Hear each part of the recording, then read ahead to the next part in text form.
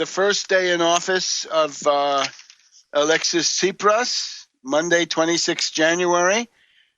He went to this anti-Nazi memorial, a site of a massacre by the SS near Athens.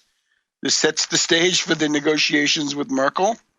Then he met the Russian ambassador, first foreign guest.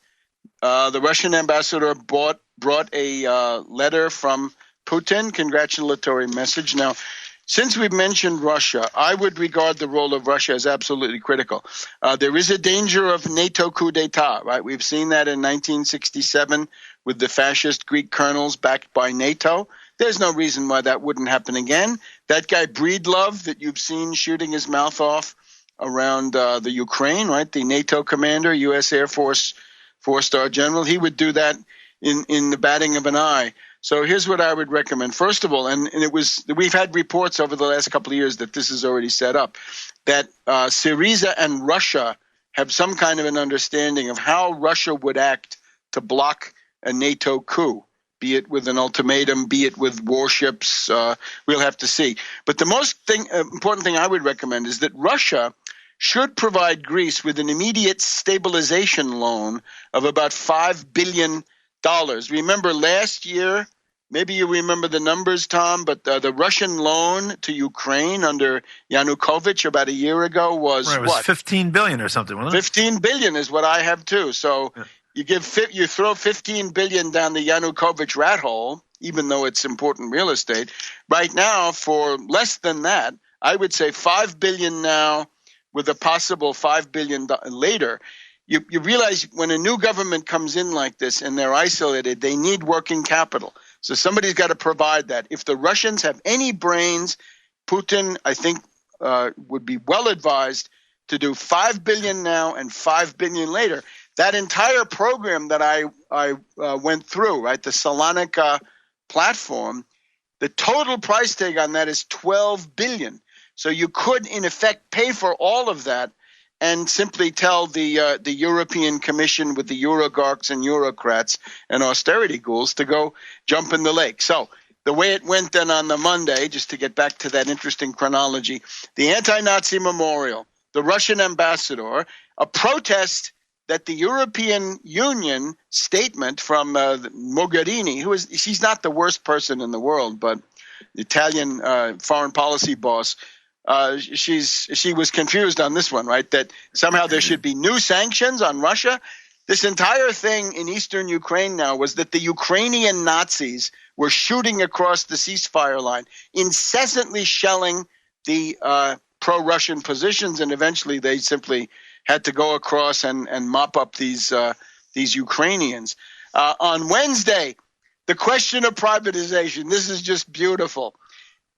One of the conditionalities of the IMF was to force Greece to sell off its national treasures. There were even reports for a while that the IMF was going to force Greece to sell the Parthenon and the Acropolis. Well, no, they wouldn't do that. One of the demands of this government is they want the Elgin marbles back. The frieze on the Parthenon was stolen by Napoleon, I think, and then stolen by the British. Right now it's in the British Museum. They want that back.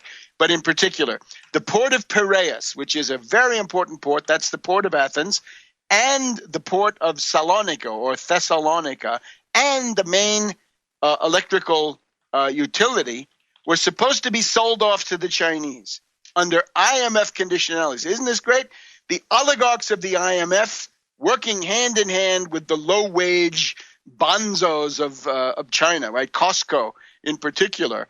No, says the government. Tsipras says no. Varoufakis says no. The other members of the government say no. The Chinese government today says they are deeply concerned. Well, that's just too damn bad, Beijing. You see, the atrophy of economic activity coming from the U.S. has led lots of people around the world to think that China is the only source of economic dynamism and so forth.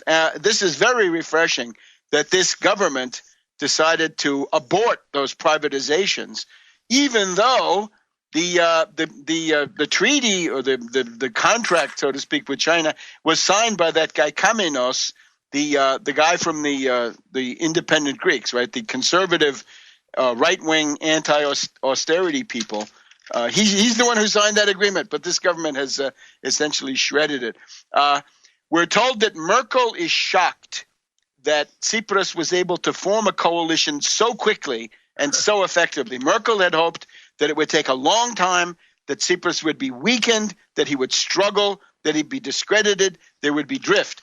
Correctly, Syriza said, we're going to have a coalition with Kamenos. This is Tsipras in particular. A lot of them say, oh, but he's a right-winger. He's a right-winger. Well, it's just the same thing. Mass traction economic demands.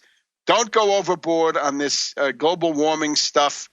Mass traction and make the deal you need to make to take power fast. And as far as the economic stuff goes, Kamenos is a reliable enemy of any Merkel diktat of austerity or anything of the sort. Now, we've had a whole chorus of this, right? Martin Schulz, German, of the Social Democratic Party, visited Athens. This is the head of the Social Democratic faction in the European Parliament. He says, how dare you violate the conditions of the bailout? Because these privatizations were the first bailout condition that they violated. And then we've got Juncker, the president of the European Commission. He says a debt reduction is not on the radar. Moscovici, the European Commission guy for economics, he's also protesting. So there's quite a chorus here. Tomorrow, Friday the 30th, Tsipras will meet with Jeroen Dijsselbloem. Jeroen Dijsselbloem is the finance minister of the Netherlands, and he is the chairman of the finance ministers group of the European Union. And then we're going to have on the 8th of February a European Union foreign ministers meeting that will obviously be most centered on Greece. We already just had today, Thursday, the 29th, we had a meeting of the European Union foreign ministers on the sanctions against Russia. Now, the idea is that the preparations of these sanctions goes forward.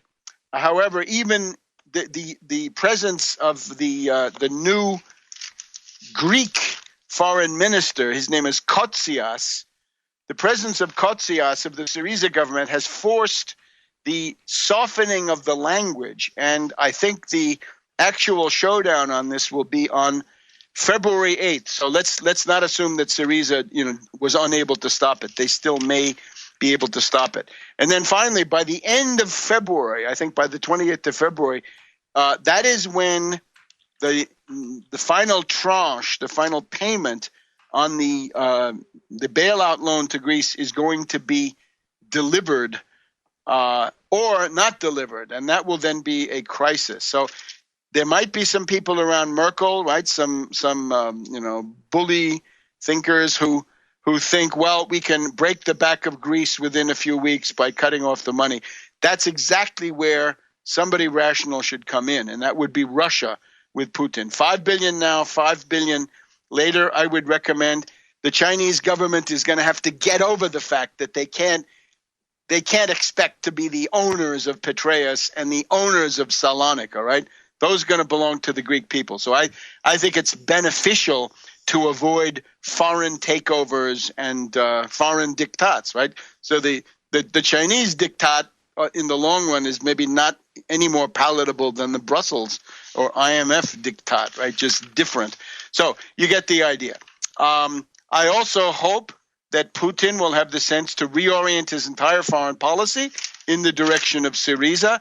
But they're already switching that pipeline, right? It's going to go through the South Stream pipeline. I think that was because it was blocked. Now Syriza may open it up again for Greece. The Russians want to send it through Turkey and have it end in Greece. You mean right now? This is absolutely new news. All right, it's fine. New news. They want to end the pipe. They want to end the pipeline in Greece. How about that? All right, fine, good. So they should do that, but that's where they should cough up the $5 billion to stabilize the government.